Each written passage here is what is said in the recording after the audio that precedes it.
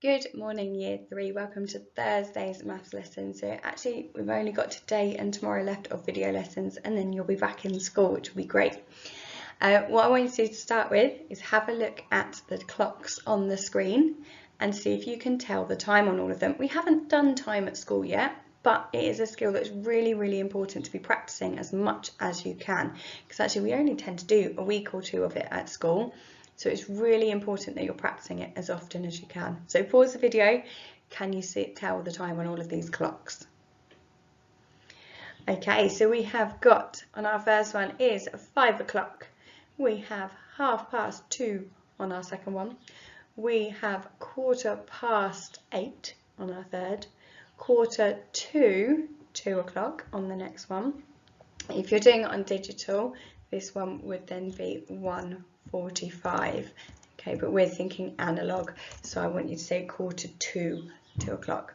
We've got 9:20, 5:12, 3:05, and 5:20. So don't worry if you didn't get all of them. I'd like you to really focus on the first couple, okay? So if you're feeling confident telling the time, you could do all of them up till then, because these are to the nearest 5 minutes. But the ones that we really focus on in Year 3 is o'clock, 1/2, 1/4, and 1:45. Okay, but again, if you could do the nearest 5 minutes, that's great, because if you can count in fives, you can have a really good go at doing the 5-minute ones. Don't worry if you didn't. Like I said, we will cover it later in the year, but it is really important to be practicing it. So today we're going to continue adding lengths, because you did it yesterday as well, just to make sure we're really secure on it. And we're going to be making sure we're using the correct unit of measure, being able to convert between, measuring accurately, and also using those effective methods of addition. Okay, so some children threw tennis balls and measured how far the ball travelled, which is on the table here. So we've got Molly, Luca, and Francis, and their 3 throws going across. Which child had the largest total distance? So I want you to pause the video and add up their 3 throws and work out who had the furthest distance in total. So pause and have a think. Okay, so let's have a look. So Francis had the largest total, so we've got 2 ways of writing it there, 536 centimetres or 5 metres and 36 centimetres. Okay, so you can convert them, so if you'd rather do metres, metre and centimetre one into centimetres alone, absolutely fine. You are all really good at doing that now, so we can convert it easily enough, and that might make it easier to do column addition to add them together. Okay, so have a think about which method is most appropriate for you.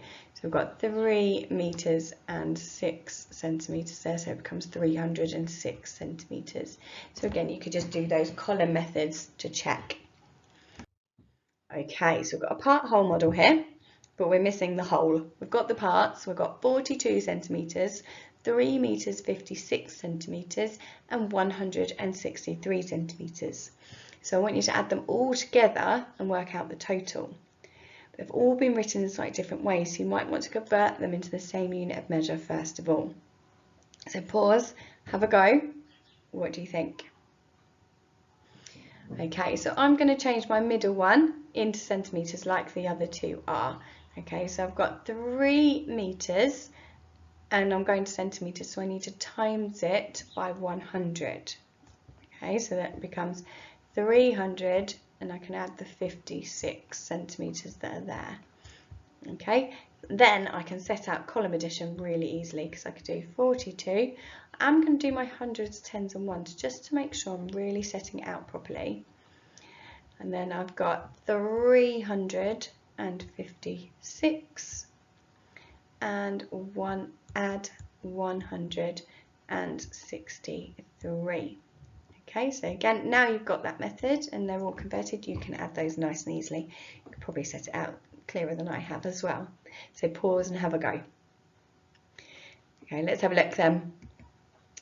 It gives you a total of 561 centimetres or 5 metres 61 centimetres. So well done if you managed to work that out.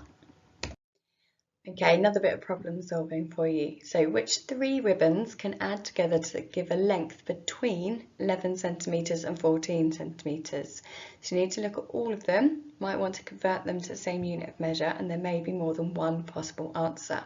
Okay, so which three ribbons, it's the important bit there, is when we add them together between 11 and 14. So pause the video, have a go at working that one out.